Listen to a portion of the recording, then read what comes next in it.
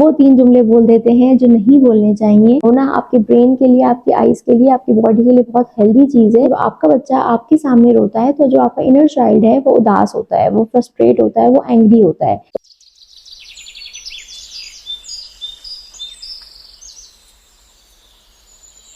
बिस्मिल्लाहिर्रहमानिर्रहीम। मुझे कहते हैं Bushra Saleem and welcome to my channel mindful parenting by Bushra Saleem. आज की इस एपिसोड में हम बात करेंगे कि बच्चों को कौन से 3 जुमले हैं जो आपने बिल्कुल भी नहीं बोलने हैं जब बच्चा रोता हुआ आपके पास आता है।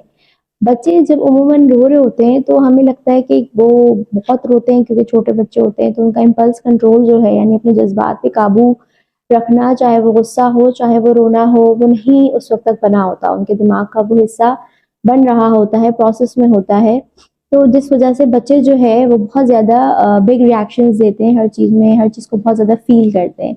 तो हम पेरेंट्स जिनको पता नहीं होता वो ये गलती कर जाते हैं, बच्चों को वो 3 जुमले बोल देते हैं जो नहीं बोलने चाहिए। और उनके बोलने से ये होता है कि बच्चे कन्फ्यूजन का शिकार हो जाते हैं और उनको समझ नहीं आता, उनको लगता है कि अगर मैं किसी चीज़ पे रो रहा हूँ तो ये कोई प्रॉब्लम है और मुझे जो है वो नहीं रोना चाहिए।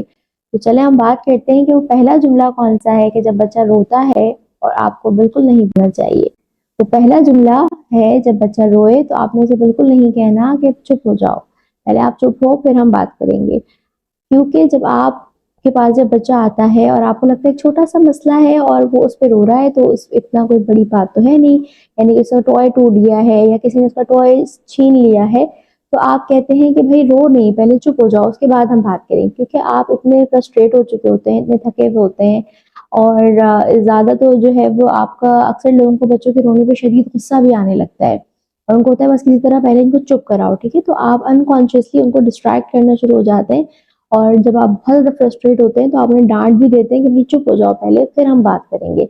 तो ये सारी चीज़ें इसलिए हो रही होती हैं कि जब आप छोटे थे तो आपको रोने नहीं दिया गया था। तो जब आपका बच्चा आपके सामने रोता है तो जो आपका इनर चाइल्ड है वो उदास होता है, वो फ्रस्ट्रेट होता है, वो एंग्री होता है, ठीक है? और उसको भी ये होता है कि जब मुझे रोने नहीं दिया गया था तो ये बच्चा क्यों इतना ज़ोर-ज़ोर से रो रहा है?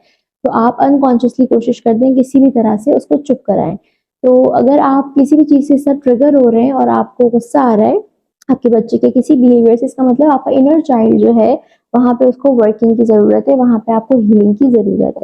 तो एक जो जुमला हो गया कि हमें बच्चों को बिल्कुल नहीं बोलना जब वो रो रहे हों, जब वो भी फीलिंग्स में हो कि आपने रो नहीं, पहले आप चुप हो जाओ। ये जुमला हमने हर मुमकिन कोशिश करनी है कि हम अवॉइड करें। दूसरी बड़ी गलती जो पेरेंट्स करते हैं जब बच्चा रोता हुआ आता है उनके पास और उनसे अपना मसला शेयर करता है कि मेरा टॉय टूट गया है या जो है मुझे ये चीज़ चाहिए, तो पेरेंट्स ये कहते हैं कि इसमें कोई बड़ी बात नहीं है, you know it's not a big thing, why are you crying? इतनी छोटी-सी बात पे आप रो रहे हो, ये तो कुछ हुआ ही नहीं, ये तो कोई बड़ी बात ही नहीं है। यानी अगर वो चलते-चलते ज़रा-सा गिर जाता है या कोई स्टंट कर रहा है, कोई एक्टिविटी कर रहा है, वो उसकी खराब हो जाती है, तो आपसे कहते हैं ये तो कोई बड़ी बात ही नहीं है, आप इस पे क्यों रो रहे हो? तो उससे उसके बच्चे के ब्रेन को ये मैसेज जाता है कि चूँकि अम्मा और या बाबा मेरे सेफ अडल्ट हैं और मेरे बड़े हैं और इन्होंने कह दिया कि अगर ये बड़ी बात नहीं है और मुझे तो मगर रोना आ रहा है तो इसका मतलब मैं कहीं गलत हूँ और मुझे इस वक़्त रोना नहीं आना चाहिए था। पहली बात तो ये कि हम बड़े हैं, हमारे मैटर्स डिफरेंट है, ठीक है? अब छोटा बच्चा है उसके मामलात डिफरेंट होंगे। वो आपके पास 6 साल का बच्चा ये कह के नहीं आएगा कि मेरी थीसिस का मसला हो गया है, ठीक है? क्योंकि वो अभी उस लेवल पे नहीं आया, यानी वो आपसे अपनी ये नहीं कहेगा कि मेरी पढ़ाई का कोई प्रोजेक्ट है बहुत बड़ा जो मुझे परेशान कर रहा है, मैं रो रहा हूँ। छोटे बच्चों के छोटे मसले होते हैं और वो छोटे मसले उन छोटे बच्चों के लिए बहुत बड़े मसले होते हैं। तो आपने अपनी बच्चों के मसलों को इस नज़र से देखना है कि हाँ, वाक़ई मेरे लिए तो ये कोई बिग डील नहीं है कि बच्चे का खिलौना टूट गया, लेकिन मेरे बच्चे के लिए ये एक बड़ी डील है और मुझे उसको इसी तरह ट्रीट करना है, उसको ये एहसास दिलाना है कि हाँ, अगर आपके लिए ये बड़ा मसला है तो फिर मेरे लिए भी बड़ा मसला है और चलो आओ हम इसको मिलके हल करते हैं कि हमने क्या कर सकते हैं इस पे। ठीक है? तो यानी ये जुमला आपने अवॉइड करना है बच्चों को कहना कि कोई मसला नहीं है। इसमें होता क्या है कि जब बच्चे हैं और लोग इस सोच के साथ और इन जुमलों को सुनते हुए बड़े होते हैं, कुछ नहीं होता, कुछ नहीं होता, ये it's not a big deal.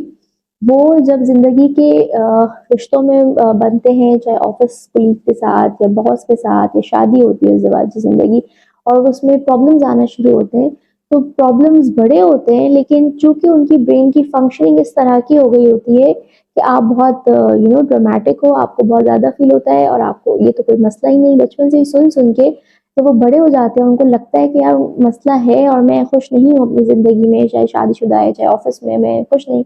क्योंकि वो डिसीजन नहीं ले पाते, वो एग्जिट प्लान नहीं कर पाते, उनके अंदर वो हिम्मत नहीं आती क्योंकि वो अपने आप पे डाउट करते हैं बजाय रियलिटी को एक्सेप्ट करने की। बचपन में जब उनकी रियलिटी थी कि उनका उनका मसला बड़ा मसला था उनके लिए, आपने उसको डिनाई कर दिया रियलिटी को, तो उनका अपने आप से सेल्फ कॉन्फिडेंस खत्म हो जाता है। फिर वो अपने आप पे भरोसा नहीं करते और जब उन्हें लगता है कि जितनी भी बड़ी प्रॉब्लम है, लेकिन आई थिंक मैं ज़्यादा उसको फील कर रही हूँ या फील कर रहा हूँ और I should not cry over it. ठीक है, तो ये जुमला आपने बहुत अवॉइड करना है कि it's not a big deal और ये कोई प्रॉब्लम की बात नहीं है।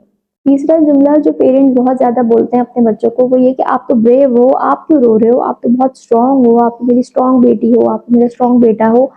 तो मैं आपको ये बताना चाहूँगी कि जब आप बच्चों को इस तरह की जुमले बोलते हैं तो बोलने से कोई स्ट्रांग नहीं हो जाता। यानी अगर मैं आपसे कहूँ कि आप चैंपियन हैं स्पोर्ट्स के, बैडमिंटन के, तो आप मेरे कहने से तो नहीं हो जाएंगे ना। इस तरह बच्चा भी अगर आप उसको स्ट्रांग कह रहे हैं, वो रो रहा है, उस वक्त वो रोना चाह रहा है, उसकी बॉडी में एक फीलिंग है वो आ गई है, अब वो रिलीज अगर नहीं होगी सही तरीके से तो बॉडी में स्टोर हो जाएगी। और वो सारे लोग जिनकी बचपन में बहुत डांट पड़ती थी, मार पड़ती थी, उनकी बॉडी में इतना स्ट्रेस स्टोर होता रहा कि अब जब वो बड़े हुए हैं तो उनमें बहुत ज़्यादा एंगर इश्यूज हैं, पर्सनालिटी डिसऑर्डर्स हैं, क्योंकि वो स्ट्रेस कहीं ना कहीं किसी न किसी सूरत में बहुत ज़्यादा बुरे फॉर्म में बाहर आएगा अगर आपने बचपन में उसको हेल्प नहीं की अपने बच्चे को कि वो सही तरह उसको रिलीज करता रहे। जो मसले होंगे वो हमें अच्छे से समझ आ जाते हैं क्योंकि वो हमारी जनरेशन में, हमारे अंदर, हमारी पर्सनालिटीज़ में, हमारे इर्द गिर्द की लोगों की पर्सनालिटीज़ में हमें नज़र आ रहे होते हैं कि एंगर इश्यूज बहुत ज़्यादा होते हैं। यानी कि ज़रा सा ट्रैफिक हो गया तो इतनी ज़्यादा लड़ाई हो जाती है क्योंकि वो इतना एंगर स्टोर हुआ हुआ है बचपन से कि अब जब उसको बस मौका भी मिलता है तो वो बर्स्ट हो जाता है। तो ये सारे जुमले जो है वो आपने अवॉइड करने हैं कि चुप हो जाओ, रोना नहीं है, आप ये तो कोई बिग डील नहीं है, छोटे से मसला है और आप बहुत ब्रेव हो, स्ट्रांग हो, आपने रोना नहीं है। ये सारे जुमले आपने अवॉइड करने हैं। ठीक है, तो अब जब बच्चा आता है आपने पहले तो अपने आप पे काबू रखना है, अपने जज्बात पे काबू रखना है क्योंकि आप एक अडल्ट हैं और अपने बच्चे के लिए एक सेफ अडल्ट है। यानी ऐसा इंसान बनना है आपने अपने बच्चे के लिए जिसके पास बच्चा हर जज्बात, हर इमोशंस लेके आ सके और उसको पता हो कि उसके इमोशंस को भी आप स्पेस देंगे। ठीक है, तो जब बच्चा आपके पास आएगा तो आपने उसको ये कहना है कि ठीक है आपको रोना आ रहा है, आप रोने वाले, पहले आप रो लें क्राइंग वॉइस में, क्योंकि मुझे बात समझ नहीं आती अगर आप रो रहे होते हैं, पहले आप रो लें। जब आप रो लेंगे उसके बाद फिर हम टॉकिंग वॉइस यूज करेंगे और हम बात करेंगे कि क्या प्रॉब्लम हो रहा है। जब छोटे बच्चे होते हैं खासकर 2-3 साल के, और उन बच्चों को आप अगर भाषण देने बैठ जाएं और मिनी थेरेपी सेशंस देने बैठ जाएं, इवन 5-6 साल के बच्चे को भी अगर आप समझाने बैठ जाएं इस टाइम पे जब वो फुल ऑफ इमोशंस है और आप उसको बोल दें कि बेटा नहीं रोते, इतनी सी बात है, इतनी गाड़ी का टूट गया क्या हो गया, ये लो मैंने फिक्स कर दिया, इतनी सी बात थी, आप इतना क्यों रो रहे थे इस पे।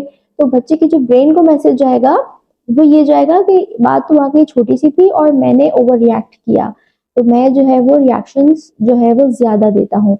जब ऐसे लोग जब बचपन से जिनको ये कहा जाए कि रोना नहीं है, रोना नहीं है, यानी कि जो हमारी जनरेशन थी जब हम लोग छोटे थे तो माइंडफुल पेरेंटिंग का शऊर नहीं था पेरेंट्स में, तो वो यही कहते थे बच्चों को कि आपने रोना नहीं है, आपने रोना नहीं है, और बच्चों को डिस्ट्रैक्ट कर देते हैं या डांट दिया जाता था।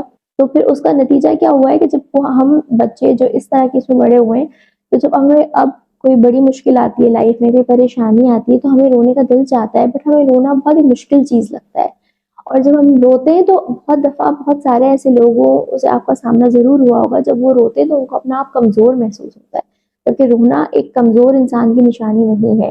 रोना आपके ब्रेन के लिए, आपकी आईज के लिए, आपकी बॉडी के लिए बहुत हेल्दी चीज है। तभी अल्लाह पाक ने भी हमें कहा है कि भाई जब आप दुआ मांगते हैं और रो के मांगते हैं तो अल्लाह पाक सुनते हैं उसे, आपकी दुआ को और आपकी तलब को। ठीक है, तो रोने से हमें बच्चों को नहीं रोकना। और अगर आपको फ्रस्ट्रेट हो रहा है इसका मतलब there is some working that you need to do on your behalf. कोई ऐसी हीलिंग या कोई ऐसी वर्किंग आपको अपने इनर चाइल्ड के साथ करनी है ताकि आप जो है वो ट्रिगर ना हो। कभी कभी ये जानने के बाद भी, ये वीडियो देखने के बाद भी और इसको एक्सेप्ट करने के बाद भी ऐसा होगा कि आप ये बोल देंगे। ठीक है, तो आपने अपना आपको अपने आप के लिए भी कंपैशन रखना है और अपने आप को ये बताना है कि ठीक है कोई बात नहीं, मैंने बोल दिया, इट्स ओके, गलती हो गई मुझसे, मैं इंसान हूँ, मुझसे गलती हो सकती है। ठीक है, यानी अपने आप पे हार्ड नहीं होना। तो माइंडफुल पेरेंटिंग आप सीखते हैं तो अक्सर पेरेंट्स जो है वो परेशान हो जाते हैं, और क्योंकि मुश्किल चीज़ है, आपने कभी देखी नहीं, आपके साथ बचपन में हुई नहीं, तो इसलिए मुश्किल हो जाते हैं। अगर ये वीडियो पसंद आई तो लाइक करें, चैनल को सब्सक्राइब करें। Thank you.